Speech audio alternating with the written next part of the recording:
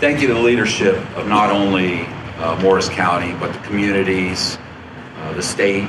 You all are here in support to honor our veterans and remember our veterans, and that's important in our form of government, that our civilian legislators and executive leaders understand the purpose and service of the military and how that all works together. So thank you for being here. So I was invited to share some thoughts, thanks Ken, today, and so I tried to start to think about what I would say and craft some words. So I actually put them down because otherwise I'd ramble, and you guys would not appreciate that on this day when we're remembering those who serve. So today my intent is to leave each of you with something to consider. Perhaps inspired you to act in the spirit of remembrance, or simply in your own way to just remember. Today we prepare for Memorial Day and simultaneously gather to honor veterans. Some people may say, veterans included, that joining these two events together conflates the solemnity of Memorial Day with the celebratory aspect of honoring veterans. I disagree, as they are inextricably linked, and I will explain why I see it this way. In November 1864, President Abraham Lincoln provided the following words in a letter to a grieving mother. I share an excerpt of those words. I feel how weak and fruitless must be any word of mine which should attempt to beguile you from the grief of a loss so overwhelming. But I cannot refrain from tendering you the consolation that may be found in the thanks of the Republic they died to save. I pray that our Heavenly Father may assuage the anguish of your bereavement and leave you only the cherished memory of the loved and lost, and the solemn pride that must be yours to have laid so costly a sacrifice upon the altar of freedom. Now, those were words from President Lincoln. Some of you might recognize them from the film Saving Private Ryan. But I would say, look into the letter to Mrs. Bixby, and that's why that was written. Those two paragraphs, written over 150 years ago, remain some of the most profound and evocative words of consolation. They are as relevant today as they were so long ago.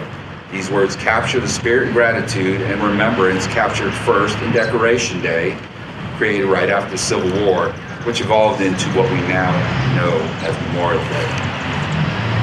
Memorial Day in the United States is a somber day for many Americans, but also a day to respectfully celebrate the great sacrifice men and women have made for our country. On Memorial Day next Monday, we remember that more than 1 million times in our history, the lives that were lost to the deafening sounds of war. Those that now rest silently in the nation's cemeteries. These numbers should truly humble us, as they represent people, individuals, who were brothers, husbands, mothers, sisters, and friends.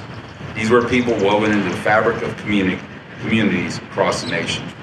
They were loved, they were mourned, and they were missed. For us, the living, it is our responsibility, our obligation to fill that silence with our love and support and our gratitude. That is why Memorial Day is also a day of celebration, often with barbecues or days at the beach. I know the Jersey Shore opens up to fill in that silence. Memorial Day is a chance to reconnect to the genesis of our nation's numerous freedoms. It is an important day on which we ground ourselves to the reality that every Gold Star family knows. Our way of life has been shaped and made possible by those who have served and by those who were lost. As a veteran, Memorial Day fills me with mixed emotions. When I stand in the silence of those cemeteries, the voices of my fallen friends call out to me and to America to always strive to be better. This event today is an example of honoring those whose futures were cut short to give all of us Americans the freedoms we enjoy. Just this past March, the President posthumously awarded the Medal of Honor to Army Staff Sergeant Travis Aikens of Bozeman, Montana, who was killed in action in Iraq on June 1st, 2007. Staff Sergeant Atkins died shielding 3 of his fellow soldiers from a suicide bomber's detonation. His son Trevor, who was just 11 at the time of attack, accepted the award on behalf of his late father. And his mother, Elaine, who also attended the ceremony, recalled traveling to Fort Drum for the deployment ceremony before her son left for Iraq. At the Medal of Honor presentation, Elaine said, You know, a parent always realizes that some of them are not going to come back. This is the reality of military service, and that is what we take to heart on Memorial Day. We're able to be here today largely thanks to those who are not. It is all too easy for those who have never suffered such losses to see past the holes that were left in the families and communities. That's simply human nature. As Franklin D. Roosevelt once said, those who have long enjoyed such privileges as we enjoy forget in time that men have died to win them. Earlier I stated that remembering honored veterans could be viewed as distinctly separate events. Those words by President Roosevelt highlight the connection. Veterans who are with us today, such as those being honored, do realize the privilege of receiving such recognition. They will not forget those who could not be at their side to enjoy such recognition. They are an integral part of our collective memory. Moreover, veterans understand that service is not about self. Service is the tie that binds us together. Service brings together individuals into a team, and in that team, those individuals serve to the best of their ability to accomplish their collective mission. Further, they realize there's no guarantee of mission success, or that they will return unscathed, yet they are not deterred. They realize in service together, they increase the probability of a successful mission. We understand that by serving in that endeavor, no matter the outcome, those who did not return will be immortalized through the nature of that collective service.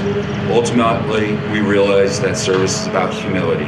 The veterans here today, including me, are often reluctant to focus on self. We aspire to be that quiet professional. But then we sometimes realize that a focus on us enables us to remember our fallen comrades. I think it was nicely captured by C.S. Lewis when he stated, humility is not thinking less of yourself, it's thinking of yourself less. The United States of America was founded on the ideals of freedom, justice, and equality. As a creation of man, our nation is imperfect, but we are always striving to be better. For all these freedoms we enjoy, we thank those who gave their lives to keep us free, and we shall not forget you. We shall remember.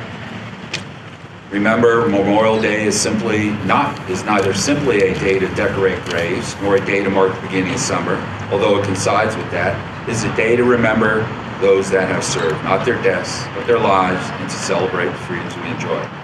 I encourage everyone here on Monday to take a moment to go to a memorial or a cemetery and say a few words of thanks. It's a small act that goes a long way toward keeping the memory of our veterans alive. I hope there was a small something that inspired you to act.